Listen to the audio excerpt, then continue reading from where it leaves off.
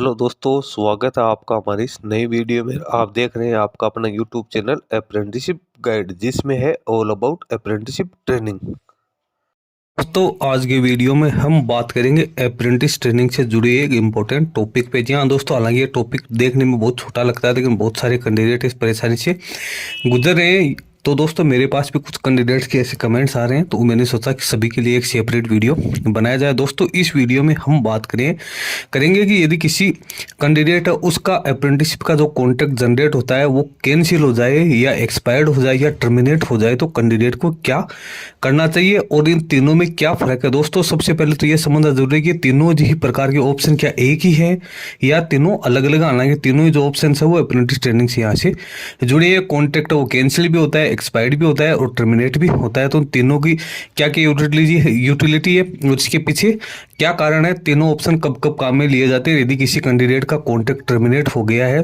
Cancel हो गया है या एक्सपायर्ड शो कर रहा है, तो कैंडिडेट को ऐसी स्थिति में क्या करना चाहिए, इसका क्या मायने है, वो सारी जानकारी इस वीडियो में अपन डिस्कशन करने वाले। तो सबसे पहले तो अपन देखेंगे कि कॉन्ट्रैक्ट टर्मिनेशन क्या होता है, कॉन्ट्रैक्ट कैंसिलेशन क्या होता है, कॉन्ट्रैक्ट एक्सपायरेशन क्या होता है। दोस्तों सबसे पहले बात करते हैं अपन कॉन्ट्रैक्ट एक्सपायर की। तो दोस्तों कॉन्ट्रैक्ट एक्सपायर कब होता है, जब आप किसी कंपनी में अपना एप्लीकेशन फॉर्म सबमिट करते हो, उसके बाद कंपनी आपके एप्लीकेशन फॉर्म की जांच करती है। एप्लीकेशन फॉर्म चेक करने के बाद में वो आपको कॉन्ट्रैक्ट है वो इश्यू करती है। जब कॉन्ट्रैक्ट कंपनी इश्यू करती है तो उसमें सारी डिटेल्स है वो फिलअप करती है कि आपको कितने महीने के लिए ट्रेनिंग के लिए रखा जाएगा, स्टाइपेंड क्या रहेगी, इसमें आपको NAPS मिलेगा या नहीं मिलेगा, वो सारी आपको यहाँ पे मेंशन होती है। उसके बाद में वो कॉन्ट्रैक्ट है वो आपका जो NAPS पोर्टल है, आपकी जो प्रोफाइल है उसके कॉन्ट्रैक्ट सेक्शन में से होने लग जाता है। लेकिन जैसे ही एस्टेब्लिशमेंट इश्यू करती है तो एस्टेब्लिशमेंट के पास में जो कॉन्ट्रैक्ट का जो स्टेटस है वो यहाँ पे पेंडिंग शो होने लग जाता है।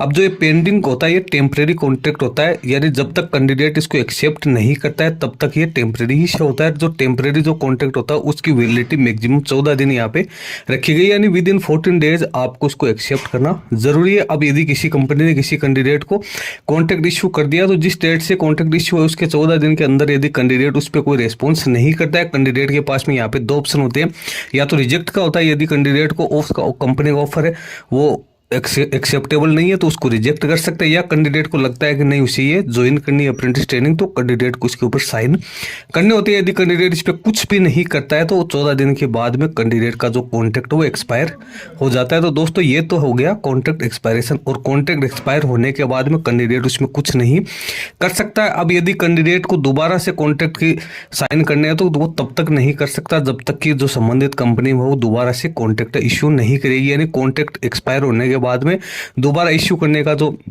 राइट है वो सिर्फ और सिर्फ एस्टेब्लिशमेंट को, एस्टेब्लिशमेंट चाहे तो उसे दोबारा भेज सकती है। दोबारा भेजेंगे तो वो वैलिडिटी वही 14 दिन रहनी है। तो कॉन्ट्रैक्ट एक्सपायर होने की स्थिति में कैंडिडेट फिर कुछ नहीं कर पाएगा। इसलिए आप यदि किसी कंपनी में एप्लीकेशन फॉर्म सबमिट करते हो तो आप लगातार अपना जो NAPS या NATS पोर्टल उसको चेक करते रहो, और आपको जिस भी कंपनी का कॉन्ट्रैक्ट एक्सेप्ट करना आपको उसके ऊपर साइन करने हैं। जैसे आप साइन करोगे तो आपका जो कॉन्ट्रैक्ट है वो टेम्परेरी से उसके जो परमानेंट CA नंबर वो यहाँ पे जनरेट हो जाएंगे। अब बात करते हैं कॉन्ट्रैक्ट कैंसिल क्या होता है। तो कॉन्ट्रैक्ट कैंसिल जब कंपनी कोई भी कॉन्ट्रैक्ट इश्यू करती है किसी कैंडिडेट को तो उसमें किसी प्रकार की कोई त्रुटि रह जाती है, कोई इसमें मिस इन्फॉर्मेशन है वो डाल दी गई है कंपनी की ओर से, या गलती से मान लो कॉन्ट्रैक्ट इश्यू हो गया है, इलेक्ट्रीशियन का जारी करना था, मैकेनिक डीजल, उसमें ट्रेड सिलेक्ट हो गया है, या अदर कोई इन्फॉर्मेशन से या लोकेशन गलत सिलेक्ट हो गई है, तो ये सिर्फ कैंसिल करने का जो अधिकार होता है वो सिर्फ कंपनी के पास में ही होता है। कंपनी उसको कैंसिल कर सकती है। कैंसिल करने के बाद भी ये नहीं कि आप दोबारा इश्यू नहीं कर सकते, कैंसिल करने के बाद आपका कॉन्ट्रैक्ट वो दोबारा भी इश्यू है वो कंपनी ही कर सकती है, इसमें कैंडिडेट का कोई रोल नहीं होता है। हालांकि जो कैंसिल का जो स्टेटस है यदि कैंडिडेट तो वो कैंडिडेट को भी उसकी प्रोफाइल में वो शो करेगा। अब बात आती है तीसरा है जो कॉन्ट्रैक्ट टर्मिनेशन। दोस्तों ये सबसे हार्ड प्रक्रिया है आज के टाइम पे। जो कैंडिडेट अप्रेंटिसशिप कर रहे हैं उन कैंडिडेट्स को इस चीज़ का विशेष ध्यान रखना है कि जिन कंपनी है वो जो कैंडिडेट है उसका कॉन्ट्रैक्ट टर्मिनेट करती है। इसमें 2 सिचुएशंस होती हैं। एक सिचुएशन तो यदि कैंडिडेट बीच में ट्रेनिंग छोड़ना चाहता है, भले ही कोई भी रीजन हो, भले ही उसने कहीं जॉब कर ली हो या किसी मेडिकल रीजन हो या अदर किसी कारण से वो अप्रेंटिस ट्रेनिंग छोड़ना चाहता है, तो वो रिक्वेस्ट करता है अपने एस्टेब्लिशमेंट से। एस्टेब्लिशमेंट है उसकी जो रिक्वेस्ट होती है उसको टर्मिनेशन रिक्वेस्ट वो AAA को भेजती है। AAA वहाँ से अप्रूव करते ही कैंडिडेट का टर्मिनेशन हो जाता है। टर्मिनेशन तब होता है जब कैंडिडेट का कॉन्ट्रैक्ट जनरेट हो चुका है, यानी कैंडिडेट का कॉन्ट्रैक्ट इश्यू होने के बाद कैंडिडेट कैंडिडेट इसको एक्सेप्ट कर लेता है और कैंडिडेट का परमानेंट कॉन्टैक्ट नंबर जनरेट होने के बाद टर्मिनेशन होता है। टर्मिनेशन की मैक्सिमम अवधि 15 दिन होती है। उसको AAA चेक करता है, उसके बाद में उसको एक बार कैंडिडेट का कॉन्टैक्ट टर्मिनेट हो गया तो उसके बाद में कैंडिडेट की दोबारा अप्रेंटिस ट्रेनिंग करनी बहुत मुश्किल हो जाती है। उसका कॉन्टैक्ट इश्यू नहीं होता, उसके कई तरह की समस्याएं आती है। हालांकि NAPS पोर्टल पे अभी भी कॉन्टैक्ट जनरेट होता है, लेकिन वहाँ पे सारी इन्फॉर्मेशन है वो पिछले ट्रेनिंग की वो सारी शो होती है। और बहुत सारी कंपनीज है जो नोटिफिकेशन निकालती है तो इसमें स्पष्ट मेंशन करती है कि जो भी बीच में जिन्होंने लेफ्ट कर दिया या जिन्होंने ट्रेनिंग हो चुकी है या जो ट्रेनिंग कर रही है जिन्होंने बीच में छोड़ा तो उनको कॉन्टैक्ट है वो इशू नहीं करती है। तो 3 सिचुएशंस यहाँ पे हो गई है। कॉन्टैक्ट टर्मिनेशन होने के बाद कैंडिडेट की अप्रेंटिसशिप करने के जो चांसेस है वो नील हो जाते हैं, लेकिन कॉन्ट्रैक्ट एक्सपायर होता है तो आपकी जो कंपनी है वो आपको दोबारा है वो कॉन्ट्रैक्ट इश्यू कर सकती है। या आपको मान लो पसंद नहीं हो तो आप रिजेक्ट करते हो उस कंपनी का, दूसरी कंपनी का आपके पास ऑफर आता है तो आप उसको एक्सेप्ट कर सकते हो, उसमें कोई समस्या नहीं होती है। कॉन्ट्रैक्ट टर्मिनेशन होने के बाद कैंडिडेट के ट्रेनिंग में समस्या आती है। कैंसिलेशन का जो पावर है वो सिर्फ और सिर्फ एस्टेब्लिशमेंट के पास है। तो तीनों सिचुएशंस मैंने आपको यहाँ पे बता दी। यदि आपका एक्सपायर हो गया है तो आप अपनी कंपनी से कॉन्टैक्ट करो, उनसे रिक्वेस्ट करो कि सर पहले मैंने ध्यान नहीं दिया था, किन्हीं कारणवश से मैं कॉन्टैक्ट एक्सेप्ट नहीं कर पाया, तो आप मुझे रीइश्यू करें तो आपको रीइश्यू कर देगी।